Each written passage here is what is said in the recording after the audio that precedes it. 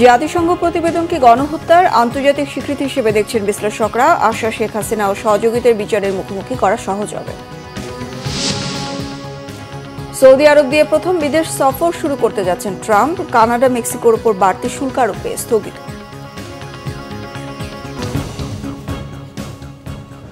দেখছিলেন crown cement সংবাদ শিরোনাম, এবার বিস্তারিত। জুলাই অভ্যুত্থানে জাতিসংঘ তদন্ত দলের প্রতিবেদনের মাধ্যমে স্বৈর শাসক শেখ হাসিনা ও তার সরকারের গণহত্যা ও মানবাধিকার লঙ্ঘনের আন্তর্জাতিক স্বীকৃতি প্রতিষ্ঠিত হয়েছে বলে মনে করেন বিশ্লেষকরা। ন্যায় বিচার প্রতিষ্ঠায় নিরপেক্ষ প্রতিষ্ঠান হিসেবে জাতিসংঘের তথ্যানুসন্ধান কার্যকর ভূমিকা রাখবে বলে অভিমত তাদের। জাতিসংঘ প্রতিবেদনের ফলে শেখ হাসিনা ও তার সহযোগীদের বিচার প্রক্রিয়ার মুখোমুখি করা সহজ হবে বলে মনে করেন তারা। আরও জানাচ্ছেন ইমরুল কায়েস।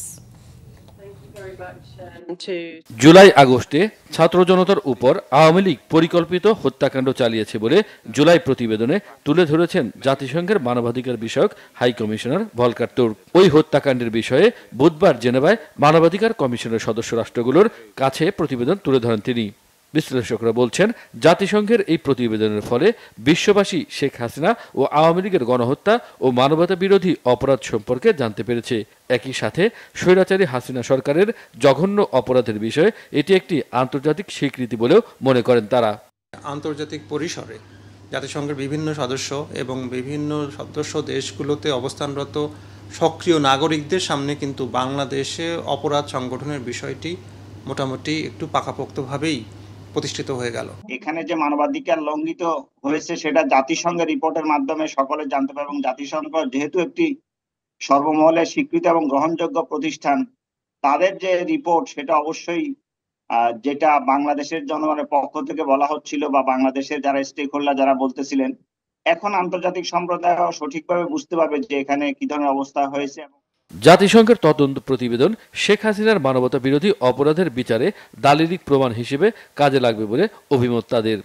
এইটা বাংলাদেশে যে মানবাধিকার লঙ্ঘিত হয়েছে এবং এটার যে বিচার করা প্রয়োজন, এটার একটা আন্তর্জাতিক স্বীকৃতি পাওয়ার ক্ষেত্রে একটা গুরুত্বপূর্ণ বিষয় হিসেবে থাকবে। দেশের অভ্যন্তরে ন্যায় বিচার প্রতিষ্ঠার ক্ষেত্রে সহায়তা করবে।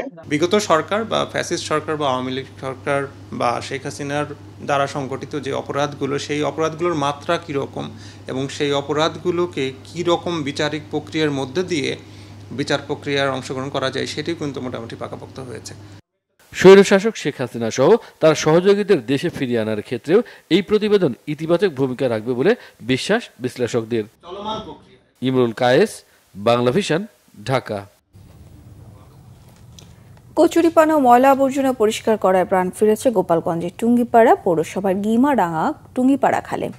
এখন প্রবাহিত হচ্ছে স্বচ্ছ পানি। অজু, গোসল সহ সব কাজে খালের পানি ব্যবহার করতে পারছেন খালপাড়ের 5 গ্রামের হাজারো মানুষ। গোপালগঞ্জ প্রতিনিধি মনোজ শাহর তথ্য ছবিতে ডেস্ক রিপোর্ট। গিমাডাঙ্গা টুঙ্গিপাড়া খালটির সাথে বাঘিয়ার নদীর সংযোগ রয়েছে। নদী থেকে কচুরিপানা ও আবর্জনা খালে প্রবেশ করায় ব্যবহারের অনুপযোগী হয়ে পড়েছিল খালের পানি। ফলে পাটগাতি, টুঙ্গিপাড়া, 5 কাহনিয়া, গিমাডাঙ্গা ও কাজীপাড়া গ্রামের হাজার হাজার মানুষ পানির অভাবে ছিল দুর্ভোগে। টুঙ্গিপাড়া পৌরসভার প্রশাসক মোহাম্মদ মইনুল হক দুর্ভোগের কথা জানতে পেরে খাল পরিষ্কারের উদ্যোগ নেন। এই ঘটনায় সন্তুষ্টি প্রকাশ করেছে এলাকাবাসী। খালটা অপরিষ্কার থাকার কারণে আমাদের এই পানি পচা এবং দুর্গন্ধ, লোকজন চলাফেরাও করতে পারতো না, এবং এখন এই পরিষ্কার করার কারণে এই পানিটা আমরা ব্যবহার করতে পারতেছি। খাল পরিষ্কার হতে অজু করতে সুবিধা হচ্ছে, আরও দল বেঁধে আমরা গোসল করতে পারতেছি। আমাদের কিন্তু খুব কষ্টকর ছিল। এখন তো যাই হোক ভালো একটা উদ্যোগ নেছে। উদ্যোগের কারণে আমরা এখন অজুও করতে পারবো, গোসলও করতে পারবো। জনসেবায় পৌর প্রশাসনের কল্যাণকর কাজ অব্যাহত থাকবে বলে জানায় স্থানীয় প্রশাসন। এটা দীর্ঘদিন ধরে কচুরিপানার কারণে পরিত্যক্ত অবস্থায় ছিল। জনসাধারণ এই খালের পানি ব্যবহার করতে পারতো না। তো রমজান উপলক্ষে আমরা টুঙ্গিপাড়া পৌরসভার উদ্যোগে এই দীর্ঘ 2 কিলোমিটার খালের কচুরিপানা অপসারণের কার্যক্রম হাতে নিয়েছি। আমরা 2 দিন ব্যাপী এই পরিষ্কার পরিচ্ছন্নতা অভিযান শুরু করার পর এখন খালে পানির প্রবাহ যথাযথভাবে হচ্ছে। জনগণের সেবায় স্থানীয় প্রশাসন শক্তিশালী ভূমিকা রাখবে, এটাই প্রত্যাশা এলাকাবাসীর। Banglavision news desk. আন্তর্জাতিক প্রসঙ্গ। মার্কিন প্রেসিডেন্ট ডোনাল্ড ট্রাম্প এবারও সৌদি আরবের মাধ্যমে প্রথম বিদেশ সফর শুরু করতে যাচ্ছেন। গুঞ্জন রয়েছে সেখানে বৈঠক হবে রাশিয়ার প্রেসিডেন্ট ভ্লাদিমির পুতিনের সঙ্গে। অন্যদিকে কানাডা আর মেক্সিকোর উপর বাড়তি শুল্ক আরোপে প্রায় 1 মাসের স্থগিতাদেশ দিয়েছেন তিনি। হোয়াইট হাউসে সাংবাদিকদের ট্রাম্প জানিয়েছেন, স্বাভাবিকভাবে প্রেসিডেন্ট হিসেবে দায়িত্ব নেওয়ার পর যুক্তরাজ্য দিয়ে বিদেশ সফর শুরুর রেওয়াজ থাকলেও গতবারের মতো এবারও তিনি যাবেন সৌদি আরবে। এর পক্ষে যুক্তি দিতে গিয়ে ট্রাম্প জানান, গতবার 45 কোটি মার্কিন ডলারের চুক্তি করে মার্কিন ব্যবসায়ীদের লাভবান করেছিল সৌদি। এবার সৌদির সাথে চুক্তি হবে 1 ট্রিলিয়ন বা 1 লাখ কোটি ডলারের। সেই সুযোগে অত্যাধুনিক মার্কিন অস্ত্র কিনবে সৌদি। সেখানে রাশিয়ার প্রেসিডেন্ট পুতিনের সাথে বৈঠকের সম্ভাব্যতা নিয়ে প্রশ্নের মুখে বিষয়টি খোলাসা করেনি ট্রাম্প। যুক্তরাষ্ট্রে ঢোকা মেক্সিকোর প্রায় সব পণ্য আর কানাডার কিছু পণ্যে 25% বাড়তি শুল্ক আরোপ 2 এপ্রিল পর্যন্ত স্থগিতের আদেশে সই করেছেন মার্কিন প্রেসিডেন্ট। এতে কানাডাও যুক্তরাষ্ট্রের পণ্যের প্রতিশোধমূলক 25% শুল্ক আরোপে স্থগিতাদেশ দিয়েছে। ট্রাম্পের নির্দেশে কানাডা, মেক্সিকো, চীন, ভারত সহ দেশে দেশে বাড়তি শুল্ক আরোপের ঘোষণায় বৈশ্বিক অর্থনীতিতে অস্থিরতা দেখা দিলে 2 দিনে একাধিক পদক্ষেপে সিদ্ধান্ত পরিবর্তন করলেন ডোনাল্ড ট্রাম্প। ফুটবল প্রসঙ্গ। ভারতের বিপক্ষে এশিয়ান কাপ বাছাইয়ের ম্যাচ সামনে রেখে সৌদি আরব পৌঁছে প্রথম দিনের অনুশীলন সেরেছে বাংলাদেশ ফুটবল দল। বৃহস্পতিবার মূলত লম্বা ভ্রমণ ক্লান্তি এড়াতে বিশ্রাম ও রিকভারির দিকে নজর দিয়েছেন কোচ হাভিয়ের কাবরেরা।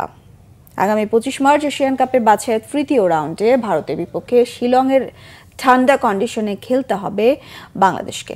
বর্তমানে সেখানকার তাপমাত্রা 13 ডিগ্রি সেলসিয়াস। শিলংয়ের আবহাওয়ার সঙ্গে মানিয়ে নিতে সৌদি আরবের ঠান্ডা কন্ডিশনিং ক্যাম্প করেছে বাংলাদেশ দল। চলবে 10-12 দিন। মধ্যপ্রাচ্যের দেশটিতে পৌঁছে বৃহস্পতিবার প্রথম দিনে অনুশীলন সেরে নেয় হাভিয়ের কাবরেরার দল।